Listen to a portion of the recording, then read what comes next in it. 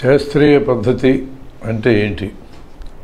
Method of science, science పద్ధతి, scientist పద్ధతి, శాస్త్రీయ పద్ధతి, వైజ్ఞానిక పద్ధతి, ఇలా ఏ పేరుతో పిలిచినా అర్థం ఒకటే.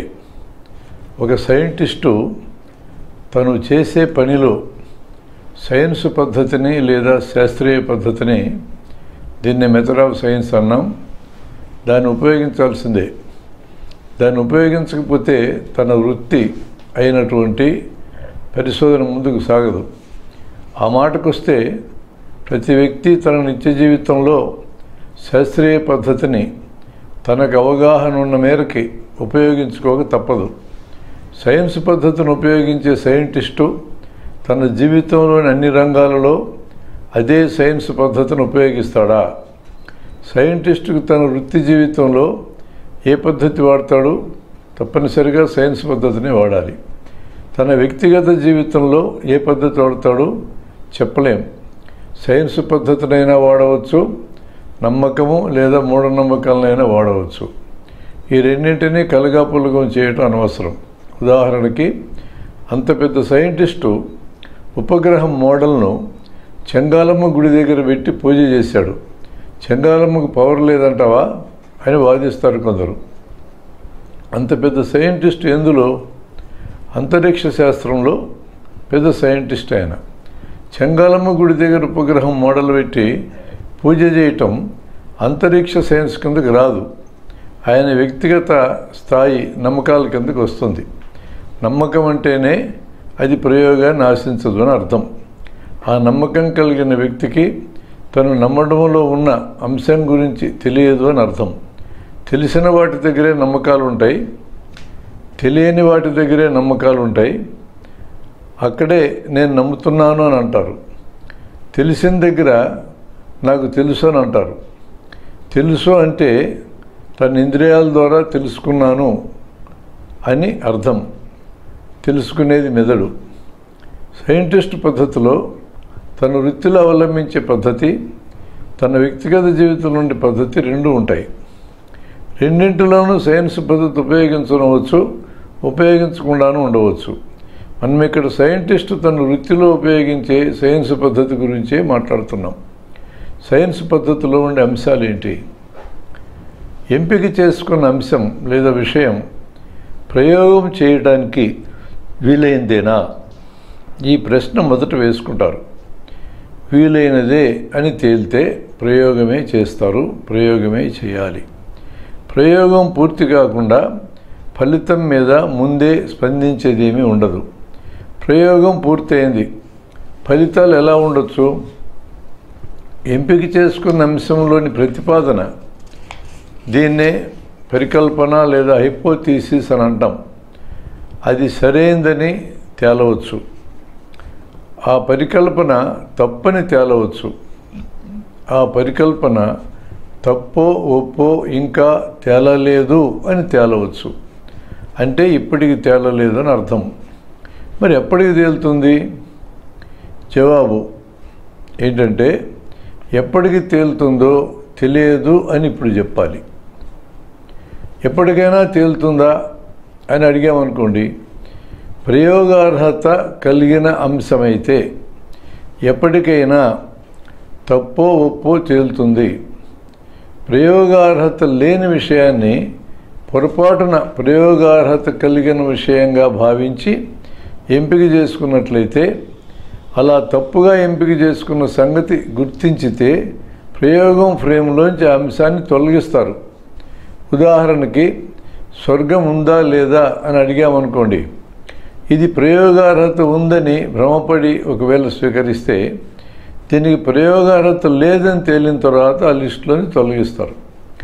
ప్రయోగం చేయటానికి వీలుగాని అంశమైతే ఏం చేయాలి? ఇప్పటికి వీలుగాని అంశమైతే దాన్ని ఇప్పుడు ప్రయోగానికి తీసుకోరు. ప్రయోగానికి తీసుకునే అవకాశం వచ్చినప్పుడే తీసుకుంటారు. అప్పటిదాకా ప్రయోగార్హత లేని విషయం కిందే భావిస్తారు. ఎప్పటికీ ప్రయోగం చేయడానికి వీలుగాని అంశమైతే అప్పుడేం చేస్తారు? అది ఎప్పటికీ ప్రతిపాదన లేదా పరికల్పన లేదా ఊహ స్థాయిలోనే ఉంటుంది. కానీ ఆ ప్రతిపాదనకు అనుకూలంగా ప్రతికూలంగా లభ్యమయ్యే దొరికే ఆధారాలు సేకరిస్తూ ఉంటారు. వాటి ఆధారంగా పరికల్పనను లేదా హైపోథీసిస్ను మెరుగుపరుస్తూ ఉంటారు. ఇక్కడ ప్రయోగం అనే పనికి ఉన్న సరైన అర్థం మనకు తెలిసి ఉండాలి. జరిగిన లేదా జరిగిందన్న పనిని, జరిగిన పని అంటే ఆ పనిని ఎవరో ఒకరు ప్రత్యక్షంగా చూశారని అర్థం. జరిగిందన్న పని అంటే ఆ సమాచారం తనకు భాష ద్వారా వచ్చిందని అర్థం. జరిగిన పని జరిగిందన్న పని అన్నప్పుడు ఈ చిన్న తేడా ఉంది. తిరిగి ఆ పనిని ఇక్కడ ఇప్పుడు ప్రకటించిన అతను మన ముందు చేసి చూపించటమే ప్రయోగం అంటే. జరిగినా లేదా జరిగిందన్న పని దాని యొక్క ఫలితం ఎలా ఉన్నదో అదే ఫలితాన్ని మన ముందు తాను చేసే పని ద్వారా చూపించాలి. అప్పుడు ప్రయోగం ద్వారా నిరూపణ అయిందని అంటాం. అలాంటి ఫలితమే ఇప్పుడు రాకపోతే ప్రయోగం విఫలమైందని అర్థం. ఎందుకు విఫలమైందో అది విషయ సేకరణ దశలో జరిగిన పొరపాట, పరికల్పన దశలో జరిగిన పొరపాట, విధానం లేదా పద్ధతి దశలో జరిగిన పొరపాట తేల్చుకోవాలి. అలా పరిశీలన చేసుకుని తిరిగి ప్రయోగం చేస్తారు. గతంలో ఒకసారి వచ్చిన ఫలితమే మరలా వస్తే అట్లా ఎన్నిసార్లు అనగా ఎప్పుడు ప్రయోగం చేసినా, ఎవరు ప్రయోగం చేసినా, ఎక్కడ ప్రయోగం చేసినా అదే ఫలితం వస్తూ ఉంటే దాన్ని సార్వత్రికం అంటారు. సర్వ త్రై అంటే మూడింటికి వర్తిస్తుందని అర్థం. ఎవరు, ఎక్కడ, ఎప్పుడు అనే మూడింటికి వర్తిస్తుందని అర్థం. అలా సార్వత్రికం అయిన జ్ఞానాన్ని మాత్రమే సత్యమని పిలుస్తాం. ప్రయోగ ఫలితాలు సత్యాలుగా తేలడం, వాటిని ఉపయోగించుకోవడం జీవిత అవసరం. సమాజం ఏ విధంగా మార్పుకు లోనై నూతన సమాజం వస్తుంది? ఈ ప్రశ్నకు జవాబుగా ప్రయోగం ద్వారా నిర్ధారణ అయిన పద్ధతి ఇప్పటిదాకా ఎవరి దగ్గర లేదు. ఫలానా పద్ధతిలో సమాజం మారుతుందని 1917లో సోవియట్లో సోషలిస్ట్ విప్లవం జయప్రదమైన తర్వాత చాలా కాలం అనుకున్నారు. 70 ఏళ్ళు గడిచిన తర్వాత ఆ ప్రయోగం విఫలమైందని తేలిన తర్వాత ఇప్పుడు ఏమనాల్సి వస్తుంది? సోవియట్లో జరిగినటువంటి ప్రయోగము ఇది తేలిన విషయం కాదు. అది ఒక ప్రయోగం జరిగింది, 70 ఏళ్ళ తర్వాత ఆ ప్రయోగం విఫలమైందని తేలిన తర్వాత ఇప్పుడు మనకి రెడీమేడ్గా పూర్తయిన, అంటే ప్రయోగం పూర్తయిన ఫలితాలు అందుబాటులో ఉన్న ఈ పద్ధతిలోనే సమాజం మారుతుందనే ఒక పద్ధతి మన చేతిలో రెడీమేడ్గా లేదు. అన్నీ పరికల్పనలు మాత్రమే. సమాజం ఇలా మారుతుందని చెప్పే వ్యక్తులు ఉన్నారు, సంస్థలు ఉన్నాయి, పార్టీలు ఉన్నాయి. వీళ్ళందరివి పరికల్పనలు మాత్రమే. నాదే సరైన విధానం అని నమ్మమనడం, నమ్మకపోతే దూరం పెట్టడం, నమ్మిన వారిని దగ్గరికి చేర్చుకోవడం, ఇవన్నీ నమ్మకం మీద ఆధారపడి చేసేవి. వీటికి సైన్స్ పద్ధతిలో ఏ విలువ లేదు. పరికల్పన లేదా ప్రయోగం ఎవరు చేశారు? పరికల్పన ఎవరు చేశారు? ప్రయోగం ఎవరు చేశారు? ఫలితాన్ని ఎవరు ప్రకటించారు? ఈ విషయాలకు మెథడ్ ఆఫ్ సైన్స్ లేదా సైన్స్ పద్ధతిలో ఏమాత్రం ప్రాముఖ్యత లేదు. అంటే వ్యక్తి ప్రాధాన్యత ఉండదు, విషయ ప్రాధాన్యత మాత్రమే ఉంటుంది. నాయకుడు చెప్పాడా, సీనియర్ చెప్పాడా, పెద్దలు చెప్పారా, మిత్రుడు చెప్పాడా, శత్రువు చెప్పాడా, ఇలాంటి అనేక సందర్భాలకు సామాజిక క్షేత్రాలలో, రాజకీయ క్షేత్రాలలో విలువిస్తారు. కానీ సైన్స్ పద్ధతిలో దమ్మిడి విలువ లేదు. భిన్నాభిప్రాయం. శాస్త్రజ్ఞుడికి పరికల్పన కానీ ఓ ప్రయోగం కానీ చేస్తే వాటిని బహిరంగపరిచి దాని మీద భిన్నాభిప్రాయాలని, ప్రశ్నలని ఆహ్వానిస్తాడు. అన్నింటికీ సంతృప్తికరంగా సమాధానం చెప్పగలగాలి. తన ప్రతిపాదన దాని యొక్క పురోగతిలో భాగంగా వీటిని చూస్తారు. విమర్శించిన వాడు లేదా తప్పుబట్టిన వాడు మేలు చేసేవాడే. నీవు చూడని కోణాన్ని ఎదుటి వ్యక్తి నీకు చూపిస్తున్నాడు, అది మనకు ఉపయోగకరం. ఈ విధంగా సైన్స్ పద్ధతుల్లో చూస్తారు. రాజకీయ క్షేత్రాల్లోనైతే నన్నే తప్పుపడతావా, నీ సంగతి చూస్తా, నీ తప్పు సంగతి ఏంది, నా తప్పు సంగతి మాట్లాడుతున్నావు, నిన్నగాక మొన్న వచ్చావు, నాకే చెప్తావా, నీ హద్దుల్లో నువ్వు ఉండు. ఎగతాళి చేయడం, ఎద్దేవా చేయడం, ఎదురుదాడి చేయడం, తిట్టడము, క్యారెక్టర్ అసాసినేషన్ చేయడం, పార్టీలో బాధ్యతలు తగ్గించడం, గుసగుసల ద్వారా వ్యతిరేకంగా ప్రచారం చేయటం, చాడీలు చెప్పటం, బహిరంగంగా తప్పుపడటం, ఇతరులతో మాటల దాడి చేయించడం, పార్టీలోంచి తీసేయటం మొదలగు అనేక స్పందనలు ఉంటాయి. సామాజిక రాజకీయ క్షేత్రాల్లో ఉండేవాళ్ళు సైన్స్ పద్ధతి నుంచి ఏం నేర్చుకోవాలి? తప్పు పట్టేవాళ్ళు మనకు సాయం చేస్తున్నారు అని ముందుగా గుర్తించాలి. మంచి ఉద్దేశంలో తప్పుపడితే సవరించుకుంటాం. చెడు ఉద్దేశంతో తప్పుపడితే దాన్ని పట్టించుకోకుండా ఉంటాం. నిజంగా ఆ ఇష్యూ అంతకంటే విలువ చేయదు. గుర్తింపు సమస్య ఏంటి? ఎటువంటి గుర్తింపు అంటే బయట నుంచి ఎటువంటి గుర్తింపు రాకుండా వేలాది మంది సైంటిస్టులు తమ జీవితాలంతా తమ పరిశోధనలోనే గడిపి మరణించారు. మామూలుగా మరణించారు. ఒకరు శ్రమ చేస్తే మరొక గుర్తింపు వచ్చిన సందర్భాలు ఉన్నాయి. మరొకరికి గుర్తింపు వచ్చిన సందర్భాలు ఉన్నాయి. ఒకరికి రావాల్సిన నోబెల్ ప్రైజ్ మరొకరికి వచ్చిన సందర్భాలు ఉన్నాయి. వీళ్ళందరినీ నడిపించిన మానసిక అంశం ఏంటి? ఇతరులు మనకిచ్చే గుర్తింపు మీద మన అదుపు ఉండదు. మనం ఇచ్చుకునే గుర్తింపు మీద మన అదుపు ఉంటుంది. ఒక శాస్త్రజ్ఞుడు తన పనిని గమనించుకొని తనకు తాను ఇచ్చుకునే గుర్తింపు చూసుకునే ముందుకెళ్తాడు. ఇదే సూత్రాన్ని సామాజిక రాజకీయ క్షేత్రాల్లో పనిచేసే వాళ్ళు స్వీకరించాలి. ఎవరికంటే గొప్ప, నేను చాలా గొప్పవాడిని అనే భావం చాలామందికి ఉంటుంది. తమ సంభాషణల్లో తన గొప్పతనాన్ని ఏదో రకంగా చెప్పుకోకుండా ఉండలేరు. ఈ ప్రపంచంలో అన్నీ తెలిసిన వారు అంటే సర్వజ్ఞుడు ఇప్పుడు ఒక్కరు కూడా లేరు. ఏ కాలంలో నుండి అవకాశమే లేదు. అందరికంటే పైన కానీ అందరికంటే కింద కానీ మనం ఉండము. మనమున్న భౌతిక మానసిక స్థితి నుంచి ఎప్పటికప్పుడు పైకి ఎదగడానికి కృషి చేస్తూ ఉంటాము. అదే జీవలక్షణం. సమాజ అవసరాలకు తగిన ఆలోచన ఆచరణ కలవాళ్ళు సమాజంలో గుర్తించబడవచ్చు. సరైందని భావించిన పనిని చేసుకుంటూ పోవడమే మన పని. బయట నుంచి గుర్తింపు వస్తే సంతోషం, కానీ మనం ఇచ్చుకునే గుర్తింపు మాత్రం మనకు ఎల్లప్పుడూ ఉంటుంది. కమ్యూనికేషన్ తీరు అంటే భావ ప్రకటన తీరు. ఒకరు మరొక వ్యక్తికి కానీ, ఒకరు ఒక గ్రూపుకి కానీ, ఒకరు బహిరంగ సభలు అనేక మందికి కానీ కమ్యూనికేట్ చేయాల్సిన అవసరం వస్తుంది. ఒక శాస్త్రజ్ఞుడు కమ్యూనికేట్ చేసేటప్పుడు ఆ కమ్యూనికేషన్ ఎందుకో ఆ పని నెరవేరేట్లుగానే తన కమ్యూనికేషన్ విధం ఏర్పరచుకుంటాడు. ఒక రాజకీయ పార్టీ ప్రజలతో కమ్యూనికేట్ చేసేటప్పుడు వాళ్ళకి అర్థమయ్యే స్థాయిలో భాషను ఉపయోగించాలి. ఈ స్థాయి విషయాలు మీకు అర్థం కావు అని అనరాదు. వాళ్ళకి అర్థమయ్యే స్థాయి ఏంటో ఆ కమ్యూనికేషన్ గుర్తించి ఆ కమ్యూనికేటర్ ఆ స్థాయిలో కమ్యూనికేట్ చేయాలి. ఊరికే రాదు ఆ భాష, ప్రాక్టీస్ చేస్తే కానీ రాదు. క్లాసులు జరిగేటప్పుడు ఈ సూత్రాన్ని మనం అమలు చేస్తున్నామా? ఉద్దేశం తనలాంటి కార్యకర్త లేదా నాయకుడిని తయారు చేయటమే క్లాసుల యొక్క ఉద్దేశం. క్లాసు చెప్పే వ్యక్తి, క్లాసుకు హాజరయ్యే గ్రూప్ ఏంటి, వారి వయస్సులేంటి, వారి సంఖ్య ఎంత, చుట్టూ వాతావరణం ఎలా ఉంది, ఇవన్నీ చూసుకొని తన సబ్జెక్టులో ప్రిపేర్ కావాలి. క్లాసులో ప్రతి ఒక్కరూ ఇంటరాక్ట్ కాగలిగేటట్టు ఉండాలి, అంటే పాల్గొనగలిగేటట్లు ఉండాలి.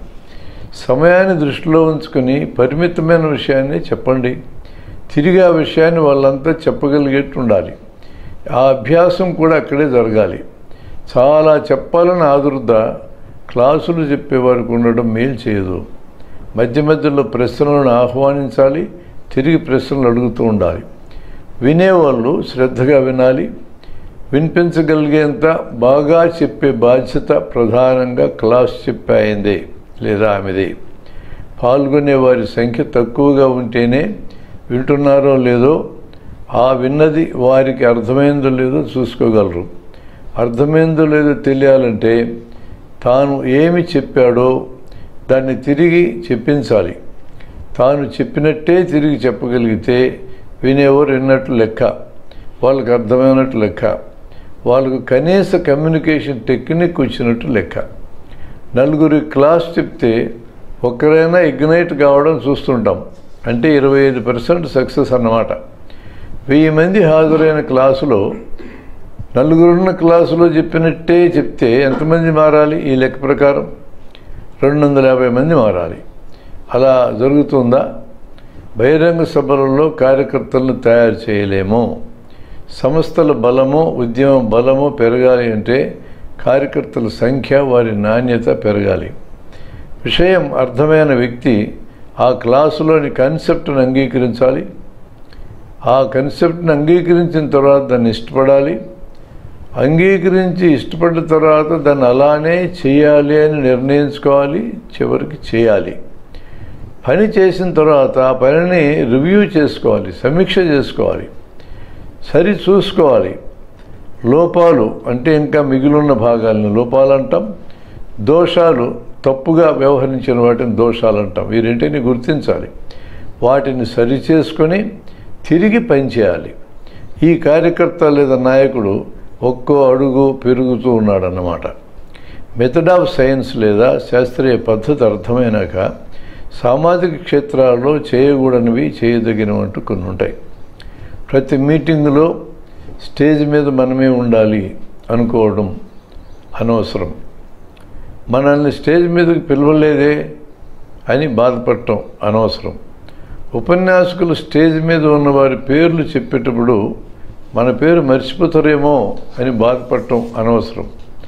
పేర్లు చెప్పే వ్యక్తి చెప్తే అందరి పేర్లు చెప్పాలి, లేదా ఎవరి పేర్లు చెప్పకుండా అందరికీ నమస్కారం అని చెప్పి తన కార్యక్రమం మీద తను చేసుకోవాలి. సమయం 2 నిమిషాలే అని మాట్లాడబోయే ముందు మీకు చెప్తే దాన్ని మీరు స్వీకరించాలి. 2 గంటలు చెప్పగలిగిన సామర్థ్యం మీకున్నా దాన్ని 2 నిమిషాల్లో కుదించి ఎలా చెప్పాలి, ఏ ముఖ్యమైన అంశాన్ని తడమాలో అప్పటికప్పుడు ప్లాన్ చేసుకోవాల్సిన అవసరం ఉంది. మిమ్మల్ని ప్రత్యేకంగా గుర్తించలేదే అని బాధపడటం అనవసరం. వేరే విషయాలు ప్రస్తావిస్తూ ఉంటే అధ్యక్షుడు ఆపాడనుకోండి, వక్త అలుగుతూ ఉంటాడు. ఈ అలగడం అనవసరం. అతను ప్రకరణ దాటి పక్కకి పోయాడు కాబట్టి గుర్తు చేశాడు. మనం మరలా దాంట్లోకి వచ్చే మాట్లాడాలి. వక్తకి మధ్య అధ్యక్షుడు కలుగజేసుకుని తిరిగి సమీక్ష పేరుతో చిన్న చిన్న ఉపన్యాసాలు ఇస్తుంటారు. ఇలా వక్తకి మధ్య అధ్యక్షుడు కలిగించుకొని అలా మాట్లాడటం అనవసరం. ఎక్కువ మంది హాజరైతే సభ బాగా జరిగినట్లు కొంతమంది భావిస్తారు. అక్కడ సంఖ్య ఏమాత్రం ముఖ్యం కాదు. ఎంతమందికి మనం చెప్పదలుచుకున్న తీరులో చేరింది, ఎంతమంది దాన్ని గుర్తుంచుకున్నారు, అంగీకరించారు, దాన్ని చేయడానికి పూనుకున్నారు, ఫైనల్గా చేశారనేదే మనకు ముఖ్యం. క్లాసులు లేదా బహిరంగ సభ ఎప్పుడు జయప్రదమైనట్టు? మనం ఏ ఉద్దేశంతో ఆ సభ నిర్వహించామో ఆ ఉద్దేశం అక్కడ నెరవేరితేనే అది జయప్రదమైనట్లు లెక్క.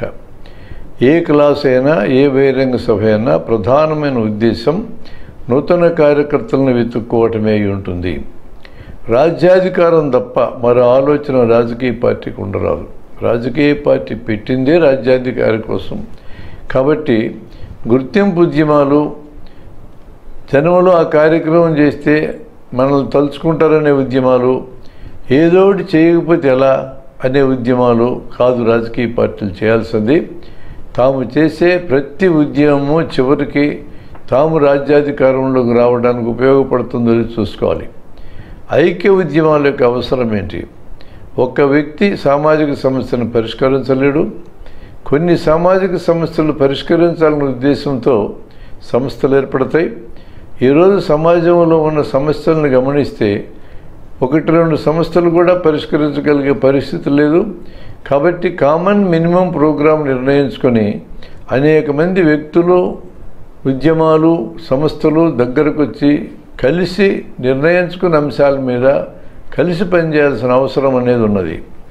నాయకునిగా ఒకరిని అంగీకరించటం, మనం ఎన్నన్నా చెప్పుకొనియండి, ఈరోజు ఉద్యమాల్లో నాయకుడి పాత్ర చాలా ముఖ్యమైనది. అనేక మంది నాయకులుగా ఎదిగే పరిస్థితి చాలా సందర్భాల్లో ఉండదు. అట్లా ఒకవేళ అనేక మంది నాయకులుగా ఎదిగినటువంటి ఉద్యమాల్లో చాలా త్వరలోనే వాళ్ళ మధ్య అభిప్రాయ భేదాలు వచ్చి వేరే వేరే దుకాణాలుగా పెట్టుకోవడం మనం చూస్తూనే ఉన్నాం. వ్యక్తి పూజ అవసరమా? వాస్తవంగా అవసరం లేదు. కానీ వ్యక్తి పూజని ఈ రోజు ఈ క్షణంలో రద్దు చేయటం కూడా సాధ్యమయ్యే పని కాదు. కానీ వ్యక్తి పూజ అనవసరమో తెలిసిన వ్యక్తులు ఈ రోజున్న పరిస్థితిని ఉపయోగించుకొని ఆ వ్యక్తి పూజని ఏ మేరకు వాడుకోవాలో ఆ మేరకే వాడుకొని ఫైనల్గా వ్యక్తి పూజ అక్కర్లేని పరిస్థితికి సమాజాన్ని అభివృద్ధి చేయాల్సిన అవసరం వాళ్ళ మీద ఉన్నది.